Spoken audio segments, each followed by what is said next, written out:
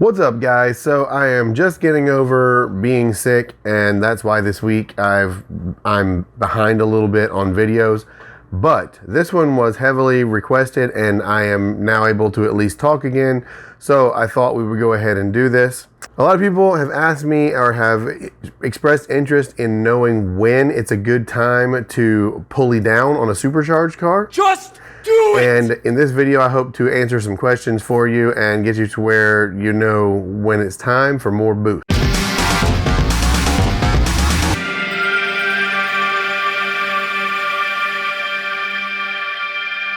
Okay, so first and foremost, just as a preface here, every single car on the road is different. So this is more of a loose outline. This is not an A to B to C to more boost, because they're all going to be different.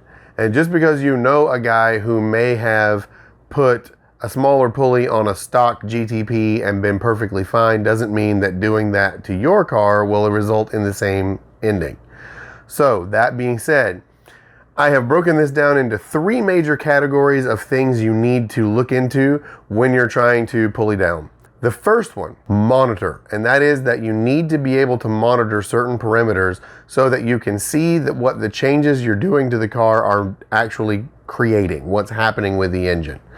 I would recommend some way to monitor KR, or if you're not in a GM, some sort of way of monitoring how much knock the engine is producing. And that can be a Aeroforce scan gauge, it could be HP tuners, but that's not great because you'd have to have the laptop with you all the time. There's a lot of different things that you can do, but just make sure that you're able to see that, because plenty of stock GTPs knock and have at least some amount of KR. My 99 had up to around 5 degrees, as a matter of fact, when it was stock, so it's definitely possible. You need to be aware of it. 2, air-fuel ratio, and that's because when you're talking about changing boost, you're talking about changing the amount of air that gets into the cylinders, and that means fuel also needs to change.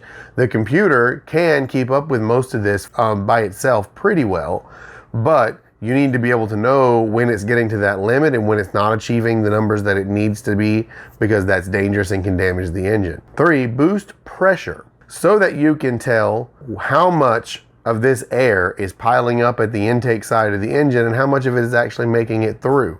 Especially with a supercharged car, boost will tell you a lot about how much the engine is flowing versus how much the supercharger is working. Too much boost is actually sort of a bad thing in a supercharged car, because once you're past the point where the engine's efficiency is lacking, you are just taking more power away from it to run the supercharger harder for less and less and less gains. So it's all about as much boost as you need and not more than that. Category 2, make it breathe. And by make it breathe, I mean get more air into and out of the engine. That is when you're really going to need a smaller pulley anyway, because as the engine becomes more efficient, the supercharger's boost will drop because it's still putting out the same amount of air. And now that the engine is using more of it, that means it's going to not make as much boost pressure on the inlet side.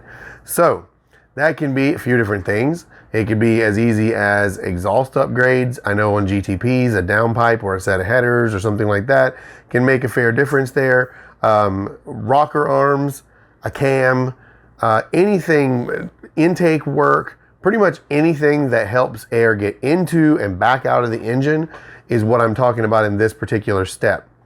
If you followed the first step and you're already monitoring things like boost, you will really know when you've achieved that, because you'll see that boost level drop, meaning now the engine is using more of the air that the supercharger is pumping in, which means now it's time to pulley down so you can give it some more. Number 3, be prepared to tune. Either a mail-in tune, which I wouldn't necessarily recommend because it's very hard to tune a custom setup without being there with the car and seeing what it's doing.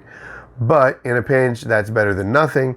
And the best would be if you have a tuner yourself, because no one is going to spend more time on your car than you will. But if you're not willing to learn tuning software and to really learn how to do that, the next best option would be taking it to a place that does this and letting them dyno tune it so that they can see it in dynamic action what it's doing, what the numbers look like, what need to be corrected so they can set it up to run the way it's supposed to. A minor mistake, a little too much boost at the wrong time, a little too much knock at the wrong time can cost you an engine. So how well it's tuned is very important. That's the three main things to think about when you're talking about pulleying down and adding boost. But I will also add, sort of like I said earlier, don't go crazy with it. Pulleys are not expensive. It's tempting to throw the smallest pulley you can fit on there and just rock and roll. But like I've said in the previous video, and like I'm saying in this video, with a supercharger, it's really about trying to get the most efficiency out of it.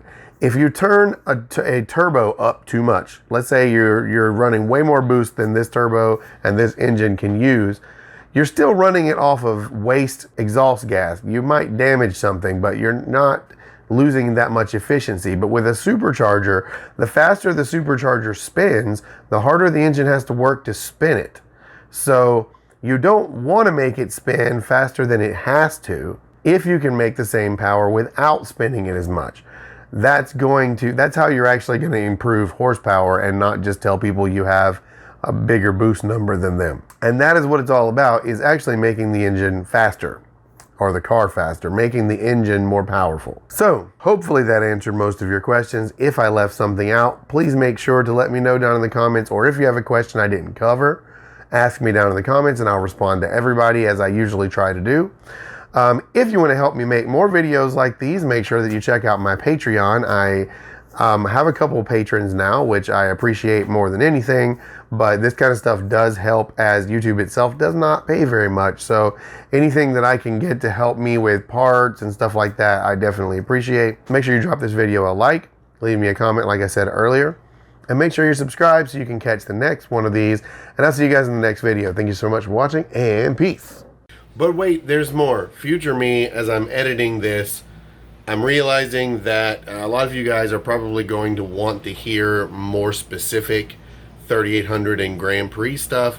And do not worry, that is on the way. Don't think this is all there is to it. I'm going to do that in a second video though. And I'm going to get a little help from someone else in the community. And that video will be coming out fairly soon after this one.